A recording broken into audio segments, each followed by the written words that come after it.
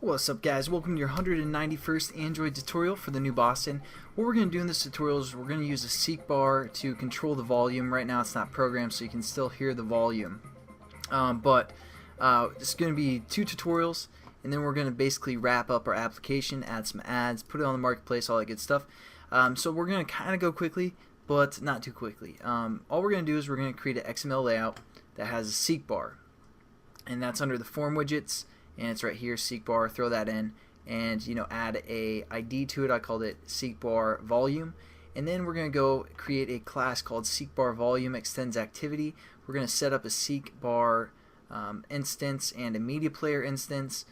Nothing too new here. Well, I guess the seek bar is, but we just have to add a reference to the XML for our seek bar. We have to set our content view to that XML layout, and within the onCreate method, that's where we're going to start our media player. Again, I just referred to that background music RAR folder, RAR sound that we included in our project, and then I started it. I also added an on pause method that releases the sound. So nothing too new there. I hope you guys can set that up. And how we're going to handle our volume is through something called an AudioManager. So we're going to set that up above our class, and we're just going to say AudioManager AM, something like that. And what we're going to do is, after we add our imports, we're going to set up our AudioManager. We're going to set this equal to AudioManager,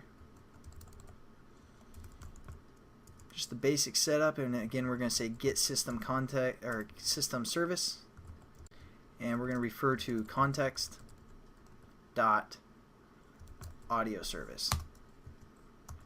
So now we can mess around with the audio of our application and our activity and all that good stuff. So what we're going to do now is we're going to set up basically the current volume that the person has on their device, and also the maximum volume. So we're going to say, and these are going to be int values, so we're going to say int max v, and we're going to set this equal to our AudioManager dot get stream max volume, and we're just going to refer to the AudioManager class.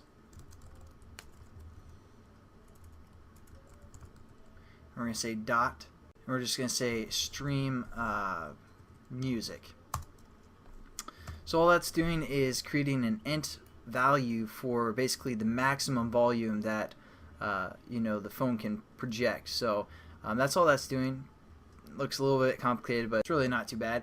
So then we're going to set up the current volume, so we're just going to say current v, and we're going to set this equal to, again, our AudioManager dot get system volume or stream volume instead of max volume, and we're going to again set this up to our audio manager class dot stream music as well,